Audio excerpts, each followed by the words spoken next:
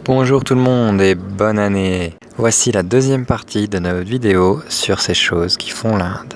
On a remarqué qu'il y avait malheureusement beaucoup d'analphabètes en Inde. Dans les villages, les enfants ils peuvent suivre jusqu'à environ la fin de la primaire et pour continuer leur scolarité, ils doivent aller dans les grandes villes, mais ça coûte beaucoup trop cher. Du coup, ils se mettent à travailler dans leur village. Dans les villes, les enfants ils sont un peu plus favorisés, ils peuvent continuer leurs études. En général, les enfants ils commencent à travailler vers 14 ans. Donc quand c'est dans les villages, ils commencent plus tôt évidemment, et dans les villes environ vers 14 ans. En parlant de travail, ici les gens ils travaillent tous les jours. Il n'y a pas de week-end comme chez nous. Il y a bien des lois du travail ici, mais elles ne sont pas du tout respectées. Vous pouvez voir d'ailleurs des gens qui vivent sur leur lieu de travail. Nous, on a déjà vu une personne qui dormait devant un office de voyage et qui d'un coup s'est réveillée, a ouvert le store et en fait c'était la personne qui tenait la boutique. Également, dans les hôtels, il y a toujours quelqu'un qui dort à l'entrée de l'hôtel, soit par terre ou sur un petit matelas et qui est prêt à vous accueillir, peu importe l'heure. Il y a un truc qui nous rend assez fous avec les Indiens qui travaillent, c'est que parfois ils mettent 3 heures pour faire un truc que toi tu peux faire en 10 minutes.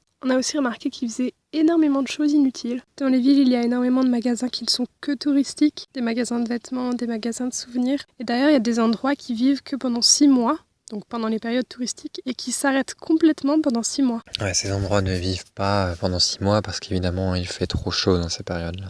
Mais sinon, on a remarqué aussi que la plupart des marchands savent parler français. En effet, il y a eu énormément de touristes français qui sont venus ces dernières années et des gens pour le business, c'est-à-dire qui voulaient acheter du textile ou des bijoux, des pierres et le revendre en France. D'ailleurs, il y a des différences de prix pour les touristes étrangers et les touristes indiens qui sont assez aberrants, que ce soit pour acheter des vêtements ou même pour visiter des monuments. Par exemple, pour le Taj Mahal, pour les touristes étrangers, c'était 1000 roupies, alors que pour les touristes indiens, c'était que 100 roupies. Et évidemment, comme vous pouvez vous en douter, les Indiens ont un dialogue très intéressé. Ils vont venir pour voir et blablabla. Et en fait, c'est soit pour vous vendre leurs produits, soit pour vous devenir amis Facebook avec eux pour que vous puissiez les héberger quand ils viendront en France.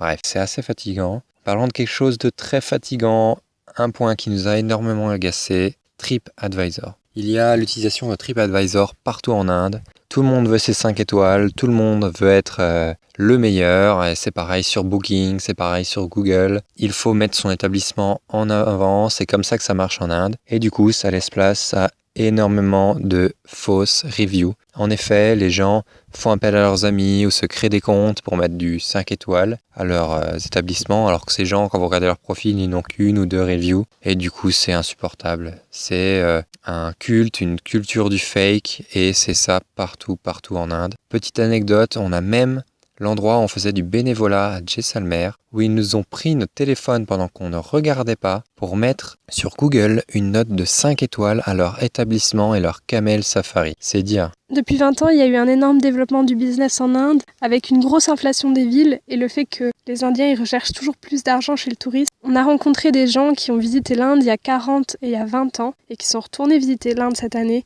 Ils ont dit qu'ils étaient vraiment déçus parce qu'avant ils avaient pu avoir un vrai partage avec les Indiens et que maintenant c'était juste business. Et c'est la fin de cette deuxième partie sur ces choses qui font l'Inde. On espère qu'on vous aura appris plein de choses et que vous aurez aimé regarder cette vidéo. Bisous bisous!